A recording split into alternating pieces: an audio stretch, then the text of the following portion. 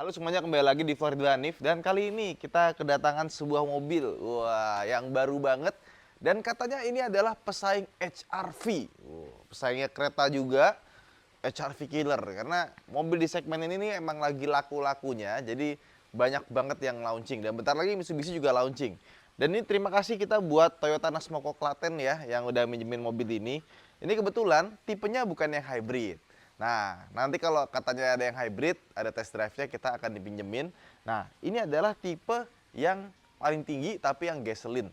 Jadi, dia tuh ada dua buah mesin, yaitu mesin hybrid dan mesin gasoline. Kalau yang mesin bensin biasa, mesinnya sama persis kayak Veloz dan Avanza. Nah, kalau misalkan yang hybrid, itu ditambah motor hybrid dan mesinnya tenaganya turun jadi 90 PS saja. Karena emang dibikin buat irit-iritan. Nah, ini mobil OTR-nya untuk yang premium color itu 420 juta. Dan yang paling gampang untuk bedain yang hybrid sama enggak itu ada di atapnya. Kalau yang hybrid itu dia dapat opsi two tone color. Jadi atapnya warnanya hitam, bawahnya warnanya beda, ada 3 warna. Nah, kalau yang ini itu semuanya sama dan ini adalah unit yang TCO. Jadi ada Toyota Customization Options. Jadi di dalamnya sini dikasih silver. Nah, itu part-part dari TCO-nya. Nah, gue tuh sebenarnya agak bingung ya. Soalnya ini mobil nggak ada Yaris-Yarisnya. Namanya kan Yaris Cross ya. Kalau di Eropa itu Yaris Cross bentuknya kayak gini. Jadi emang basicnya itu Yaris yang kita kenal, terus dijadiin crossover, jadi kayak gitu bentuknya. Yang ini di mana Yarisnya? Tidak ada Yarisnya sama sekali. Harusnya justru dengan desain yang seperti ini, ya, dari depan, dari belakang, dia kan mirip sama Toyota RAV4. Harusnya namanya jadi RAV4 Cross ya. RAV4 Sport lah, karena kan RAV4 versi kecilnya. Tapi ya udahlah, itu kan cuma sebuah nama ya. Nah, kalau lihat desainnya, ini kebetulan yang versi GR ini dia dapat body kit depan, belakang, kiri kanan ya. Entah kenapa gua ngerasa bagian bawahnya ini gede banget yang GR Sportnya ya. Kayak dagunya John Cena gitu, panjang banget. Sama di sini tuh dikasih item-item yang tebel. Dan membuat mobilnya tuh kelihatannya jadi kecil kalau di foto, padahal aslinya nggak kecil-kecil amat. Terus dia sudah dilengkapi dengan TSS, Toyota Safety Sense, lengkap dengan Adaptive Cruise Control, bahkan sampai Traffic Jam Assist. Jadi kalau si Raize itu dia ada TSS tapi pas pakai Adaptive Cruise Control tuh nggak bisa sampai berhenti, ini bisa berhenti, bisa jalan lagi. Jadi beda gitu. Tapi dia masih sama sistemnya, pakai 2 buah kamera di atas. Dia belum ada radar. Jadi kalau yang lain misalkan Zenix gitu ya atau GR Yaris gitu. Dia kan ada adaptive cruise control tapi dia di sininya ada radar. Yang ini nggak ada. Lampunya dia proyektornya agak beda bentuknya seperti ini. Dan kalau malam seperti biasa ya terangnya kurang lebih sama kayak Veloz. Kita buka mesinnya yuk. Bagian engine-nya ini kap mesinnya tidak terlalu berat ya. Nah, ini dia. Dalamnya nggak dicat dan kalau kalian familiar dengan Avanza atau Veloz, ini sama persis ya. Tulangan sininya sama persis sama Avanza dan Veloz. Bagian sana juga, cuma di bagian sini mesin 2NR-nya dikasih ini, cover. Tapi nggak cuma sekedar cover, cover ini juga fungsinya peredam karena di sini ada busa-busanya. Jadi kalau misalkan mesinnya ada suara, biasanya kan di sini kan ada suara klep klik gitu ya. Ya, itu lebih redam karena dikasih ginian. Jadi fungsinya bukan cuma pemanis doang. Dan harusnya ini juga bisa ditaruh di Avanza karena kemarin gua udah coba bisa, cuman untuk bagian belakangnya sini, nih bisa dilihat. Nah, ini ada tongolan di sini ya. Nah, ini harus ditambahin nih biar bisa plug and play sama Avanza. Tapi untuk bagian sininya sama karena kan headnya sama seperti ini. Ya, jadi soal ruang mesin kurang lebih sama kecuali di bagian atas ini karena memang bentuknya itu beda dengan Avanza dan Veloz. Satu platform lah ya. Dan kalau misalkan Toyota Yaris Cross yang ada di Eropa itu platformnya TNGA, Toyota New Global Architecture. Kalau ini DNGA, jadi punyanya Daihatsu punya. Jadi dia kurang lebih sama kayak Veloz atau Avanza atau mungkin Vios yang sama-sama punya baut ada 5. Kalau ditanya sama nggak sih sama punyanya Raize atau mungkin sama kayak punyanya Agya gitu. Ya sama-sama DNGA, cuma yang DNGA yang buat Veloz dan Yaris Cross ini dia punya bagian sektor kaki yang lebih gagah. Cuma untuk yang Yaris Cross, Veloz dan kawan-kawan, dia DNGA-nya itu disiapkan untuk beban yang lebih gede. Makanya dia bautnya 5, palang 5 lagi. Itu mah pelek kali ya. Nah, terus yang versi tipe S ini Dia nggak dikasih panoramic sunroof, jadi atapnya masih biasa ya. Di sini kita dapat aksesoris tambahan, udah by default. Cuma gue waktu pakai di kecepatan tinggi agak sedikit berisik, wind noise-nya kayaknya dari sini deh, sama kayak Zenix gitu. Zenix kalau kenceng wind noise-nya agak lumayan, padahal kita udah pasang peredam full. Kayaknya sih dari si talang air ini. Terus udah ada ini nih, kamera 360, sama dia udah punya paddle lamp ke belakang. Nah ini yang gue bilang, dia peleknya 18 inci. Terus dia udah pakai cakram 4-4-nya. Dan bannya dia dapatnya Bridgestone Potenza, lumayan. Nah ke belakang karena dia adalah varian TCO, dia dapat aksesoris tambahan ini ya. Entah gue nggak ngerti, gue sih kurang begitu suka ya. Tapi ya sudah lah ya. Yang penting ada gitu kan. Dan bentuk belakangnya gue lebih suka dibandingkan dengan bentuk depannya. Bentuk depannya mungkin gak semua orang suka, tapi bentuk belakangnya pasti pada suka sih. Keren bentuknya. Dan udah lengkap juga shark fin antena, ada lampu high mounted stop lamp, ada wiper, ada defogger belakang, dan pintunya juga sudah elektrik. Wah. Nah, ini kereta sama HR-V nggak punya nih. Terus nggak cuma elektrik, belakangnya juga cukup niat nih dikasih. Nah, kita dikasih separator ya. Cuma sayangnya kalau kita copot, kita nggak dikasih tempat buat naruh separatornya di mana gitu. Nggak kayak misalkan Santa Fe gitu ya, atau X-Trail kita lepas tuh dia ngasih tempat kan. Ini enggak. Jadi kalau kita lepasnya tahu rumah. Kalau taruh sini nanti gubrak-gubrak pasti. Terus bagasinya, nah ada 2 step. Jadi kalau misalkan kita pengen rata lantai ya, bisa dibikin seperti ini. Terus kita ini set, tuh dia langsung rata lantai sampai ke sana. Tapi kalau kita mau dapat space yang lebih gede tapi nggak rata lantai, tinggal dilepas ya, karena dia ada tambahan di sini. Tuh dikasih ini juga lantai lagi, sama di sini tuh ada ban. Dia bukan space saver, tapi dia pakai pelek kaleng dan sengaja dibikin warna kuning biar kita cepet-cepet ganti ya. Nah ini sama nih Bridgestone Turanza juga nih. Oke. Bisa diselipin ke bawah juga nih kalau kita mau ya. Nah, tuh, jadi lebih lega. Terus di kiri kanannya juga ada storage yang bisa dilepas. Nah, tuh di sebelah kanan juga. Dan ini yang agak jarang nih ya. Kita dikasih hook buat naruh-naruh barang nih, kayak ini nih, 1, 2, 3, 4. Kayak mobil Eropa. Jarang-jarang nih Toyota Indonesia ngasih barang-barang kayak gitu. Oke. Sama TCO juga ada cargo net ya, harusnya. Nah ini bentuk lampu belakangnya. Bentuk belakangnya sih gue nggak ada komplain. Dan ini popoknya cukup besar ya. Ini yang kelihatan si knalpotnya di bawah situ ngumpet. Dan tidak lupa ada logo GR-nya. Nah teman-teman tuh kalau di foto ya, itu kelihatannya tuh kayak warna merah, padahal ini namanya spicy red, jadi kayak oranye-oranye gitu. Jadi warnanya tuh merah oranye, kayak merahnya Yaris yang satu lagi, bukan merah yang deep black.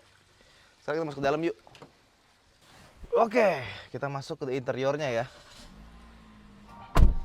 Pas di starter tuh suaranya bener-bener suara Avanza banget ya. Karena emang platformnya sama, mesinnya sama, dan ini juga TCO nih ya, tambahan. Terus kita lihat interiornya. Nah, dibandingkan dengan Avanza atau Race ya, ini interiornya naik kelas sih. Padahal perintilannya sama. Kayak contoh, ini power window-nya sama, cuma di bagian sini nih dikasih buat buka tutup kunci. Terus ini gue suka juga nih. Speedometernya ini sama persis sama Agya GR atau sama Race yang udah digital ya, sama. Cuma karena dia lebih mahal, ya harus dong dibikin beda gitu ya. Jadi dia grafisnya lebih bagus. Padahal secara model ya sama, tapi karena grafisnya lebih bagus, rasanya jadi lebih mahal dan lebih bagus sih. Kebayang kalau dia desainnya sama kayak punyanya Veloz, punyanya Avanza gitu ya, kayak sama nih. Yang ini sama nih desainnya nih. Ini sama nih, ini Veloz banget nih. Ada ini juga Veloz banget. Terus ini juga Veloz banget ya. Jadi yang tidak terasa Veloz ini karena dia bagian sininya beda nih. Tuh. Tapi sisanya sama. Iya. Jadi ternyata yang berbeda itu yang punyanya ini ya, punyanya yang hybrid ya. Ini cuma satu desain doang yang beda, sisanya semuanya sama. Terus ini juga sama punya Veloz, ini sama, ini juga sama nih. AC-nya. Tapi AC-nya dia lengkap nih, ada semburan buat kaki juga, bisa diatur ya. Kayak dingin banget. Sama kalau untuk yang varian S ini, dia belum ada ambient light di bagian sini. Kalau yang hybrid ada, sama dia tuh punya beberapa hal yang membuat mewah. Kayak misalkan nih, ini bagian sini soft touch nih ya. Terus ini kulitnya banyak sampai sini, kulit sintetisnya sampai ke sini bagian sini ya. Kulit sintetis semua sampai ke sini. Dan gue seneng ini bagian kulit sintetisnya dikasih insert biru. Dan birunya ini tuh nggak apa? Ini fabric loh. Jadi kelihatannya rapih ya. Cuma sebenarnya kalau kita lihat langsung ini jahit-jahitannya agak kurang sih. Apalagi di bagian joknya ini, nggak tahu kenapa jahit-jahitannya itu sangat tidak rapi ya. Kayaknya next mesti ganti vendor deh. Ini asli, terutama dari belakang kelihatan banget jahitannya kayak baru bikin mobil. Kalau tukang jok ini pasti gue protes nih, karena sangat tidak rapi. Nah, terus juga ini build quality-nya tuh mixing. Jadi antara bagus sama enggak. Ada beberapa bagian yang bagus, ada beberapa bagian yang enggak. Kayak misalkan di bagian sininya ini bagus nih, ya kan? Build quality-nya bagus, solid. Tapi di satu sisi ada yang kurang bagus. Misalkan di bagian sini, ini gapnya kebuka banget, ya kan? Di sini juga nih kayak nggak rata. Terus seperti halnya race atau Veloz gitu ya. Ini nih, dia dashboardnya agak turun dia. Jadi fit and finish-nya tuh banyak yang agak miss gitu. Mungkin dia pengen masuk surga ya, jadi agak miss ya. Jadi ya kayak gini nih, ini goyang banget gitu kan. Tapi di satu sisi ada juga beberapa yang kelihatan bagus gitu. Jadi kalau bisa ditingkatin gitu ya. Masa kalah sama Alves. Terus atapnya ini bagus, warnanya hitam. Dan ini yang membuat rasanya jadi agak sempit. Padahal itu mobil lega banget. Di belakangnya lega banget. Kursi belakangnya bisa di stepin sedikit, 1 biji doang. Dan kita dapat AC belakang. Sama di belakangnya juga masih soft touch. Keren. Dan untuk yang tipe G, ini lucunya, dia tuh dikasih warnanya sama kayak ini. Jadi ini nih warnanya tuh silver gunmetal ya. Bukan silver kayak chrome gini. Ini beda banget nih, chrome yang di sini sama yang linker di sini. Ini lebih mewah nih. Cuma karena dia finishingnya kayak mirror gitu, agak gampang kotor sih. Jadi mesti dibersihin, kalau enggak dia kayak minyakan. Dan pas pegang setirnya ini sama persis kayak Veloz, cuma dia ada adaptive cruise control, jadi ada ngatur jarak sama lane keeping assist ya kan. Terus di sebelah kanan ini lengkap juga, tapi nggak ada EV mode ya, karena bukan hybrid. Dia ada auto high beamnya diatur dari sini, stability control, bagasi belakang, sama kita dapat pengukur ketinggian lampu yang jaraknya ternyata bisa diatur secara lumayan. Nah, terus head unitnya kalian pasti familiar, karena ini adalah head unit yang sama persis kayak punya Innova Zenix tipe Q. Sama persis, nggak ada bedanya. Asli. Dan ada satu hal yang ngeselin ya, di bagian sini tuh rattle, ada bunyi krekok. Tapi gue pencet-pencet gitu segala macem, masih ada suaranya sih. Gue nggak ngerti dari mana, cuma pas kita udah nyalain audio gitu, nggak kedengeran. Jadi pas kita matiin audio aja kerasa tuh lewat jalan aja kadang ngekok dari si ininya, ada rattle-nya. Dan dia punya kamera 360 ya. Dimana kamera 360-nya itu nih, mana sih? Surround monitor. Nah, seperti ini persis banget kayak punyanya Zenix ya. Nah, ada satu hal yang menurut gua kurang bagus karena ketika kita lampu sen, nah, dia berubah tuh jadi monitor. Cuma masalahnya kita nggak bisa matiin mode ini. Jadi kalau misalkan kita lagi lihat GPS gitu ya, pakai Android Auto gitu kan, pakai wireless juga nih, udah bagus nih. Pas kita lampu sen, dah belokannya mana tadi? Hilang, karena jadi begini. Udah gitu pas kita balik lagi, nah nanti dia tuh butuh waktu, dan Android Auto tuh kayak ngeset lagi dari awal gitu. Dia nggak ditaruh di belakang, tapi kayak dimulai baru lagi, sehingga dia kayak berat banget gitu pas mulainya. Dan memang di Zenix itu head unitnya emang agak kacau sih. Jadi kalau di Yaris Cross yang ini bakalan sama, gue nggak heran sih sebenarnya sih. Dan tempat penyimpanan ada lumayan banyak ya. Kayak misalkan di sini ada cup holder 2 biji, dan dia bisa diperdalam sama diperpendek dia. Kalau kita bawa aqua glass dong bisa dipendekin seperti ini ya. Cuma sepertinya agak ringkih. Terus di bagian sini ada laci, nggak besar karena ada lubang AC di belakang, jadi dia butuh jalur, jadi pendek. Sama ada colokan 12 volt. Kemudian di sini dia nggak ada wireless charging, itu hanya yang varian hybrid aja yang ada wireless chargingnya. Dan di bagian sini, nah lacinya kurang lebih sama kayak lacinya Veloz ya. Di situ door trimnya juga lumayan besar. Oke, sekarang kita jalan yuk. Naik GR. Wah, let's go. Nah, sekarang kita ada di dalam mobil ini dan karena ini mobil basisnya pakai DNGA ya, Daihatsu New Global Architecture. Maka pas kita bawa jalan, rasanya tuh kayak kita bawa mobil yang pakai DNGA juga. Rasanya kayak kita bawa Avanza, Veloz ataupun Vios yang terbaru. Ya, mirip banget ya. Jadi dari bandingan suspensinya, handlingnya, ya rasa-rasa duduknya itu mirip banget ya. Tapi itu bukan sesuatu yang jelek karena emang DNGA itu sasis yang bagus. Jadi secara handling, secara suspensi menurut gua oke. Suspensinya nyaman, dia lebih ke arah empuk ya. Dan handlingnya pun juga cukup sharp. Cuma memang karena mobil ini lebih ke mementingkan kenyamanan tentunya. Ya, body roll masih berasa, cuma nggak separah Grand Vitara ya. Dan empuknya tuh menurut gua pas. Karena dia ini dicun lebih keras sedikit dibandingkan dengan Veloz atau Avanza. Jadi pas kita lewatin jalan bergelombang justru menurut gue malah jadi cocok gitu. Nih, kita kan lewat jalan desa gini yang bergelombang ya. Menurut gue malah jadi pas gitu. Dibandingkan dengan sebelumnya. Nah, lebih enak sih kalau menurut gue ya.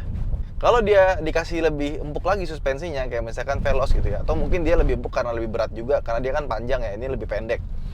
Nah, itu rasa limbung-limbungnya tuh lebih berasa. Tapi memang ini limbungnya juga masih berasa sih. Dan dia tuh paling gampang kalau kita pakai buat putaran balik.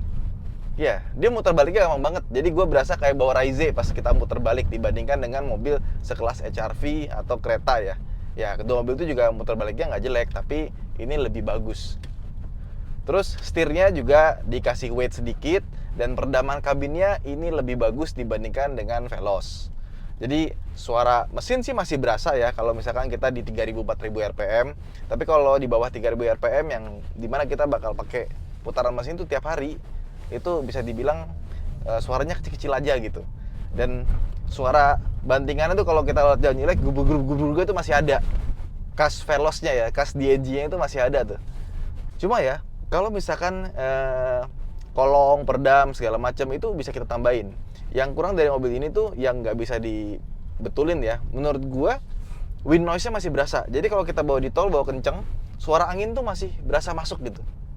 Jadi kalau kita pasang peredam segala macam ya tersisa ya tinggal si suara anginnya aja. Mungkin kayak Innova nih, si talang airnya masih dicopot biar wind noise-nya hilang.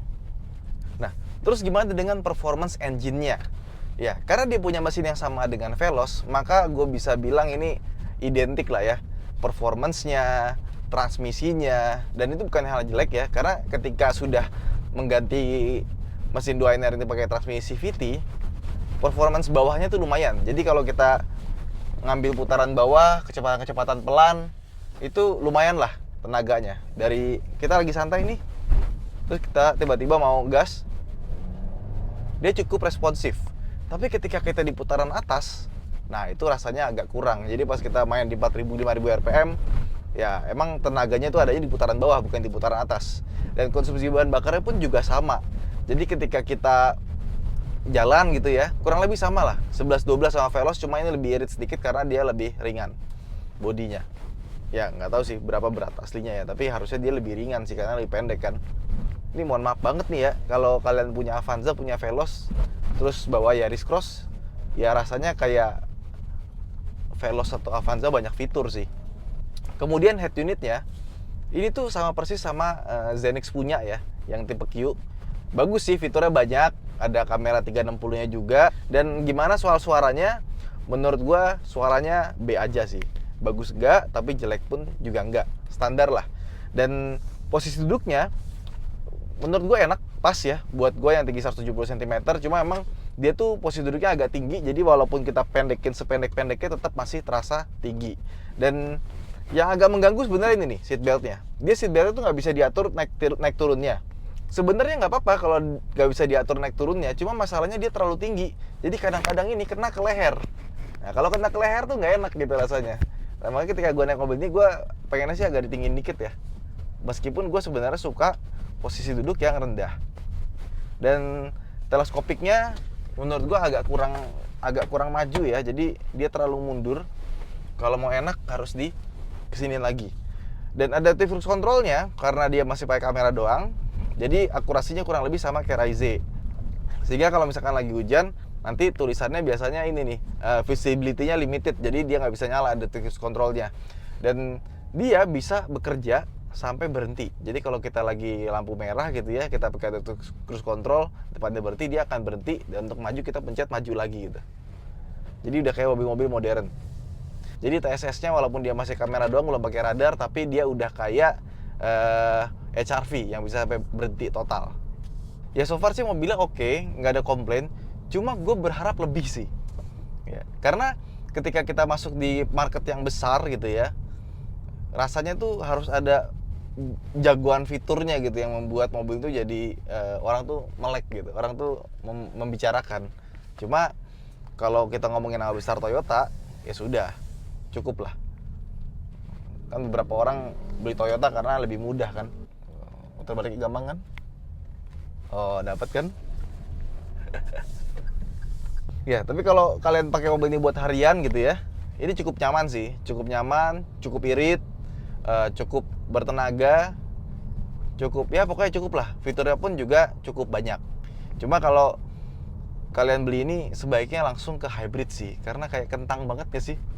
Nambah 20 jutaan, ini kan 420 ya yang premium color. Yang hybridnya tuh kalau nggak salah dia 450 atau 440-an sekian gitu, gue lupa. Nah, menurut gue sih kentang aja gitu, nambah 20 jutaan lagi dapat panoramic sunroof, dapat hybrid, terus juga dapat ini ambient light. Yang ini nggak ada ambient lightnya, sama nggak ada wireless charging. Walaupun kita jarang pakai wireless charging ya karena bikin HP panas, tapi tetap aja nice to have aja gitu pas kita ada di dalam sebuah mobil. Jadi memang kalau kita ngomongin Yaris Cross, gue berharap lebih sih ya. Mungkin kalau dapat yang varian hybrid buat dipinjam di tes, kita baru bisa ngerasain, oh yes, mobil ini adalah mobil yang game changer, punya sesuatu yang wah gitu di kelasnya. Tapi untuk yang tipe S ini menurut gue sih biasa-biasa aja. Kurang jamu ya, kurang jamu yang bikin membuat mobil itu jadi wah gitu. Tapi so far mobilnya bagus, less complain, dan gua harap di kelas 1500cc SUV ini jadi rame lah ya. Nanti kan bentar lagi mau keluar tuh Mitsubishi SFG, terus nanti bentar lagi juga HR-V keluar baru yang hybridnya. Kereta juga udah ada Spaceshot-nya mau facelift lagi gitu kan. Kalau misalkan semakin banyak persaingan di segmen ini, pastinya semuanya akan berlomba-lomba menghadirkan mobil yang terbaik.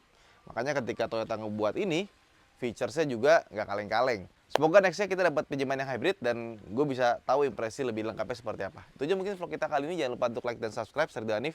Sampai jumpa di vlog berikutnya. Bye-bye.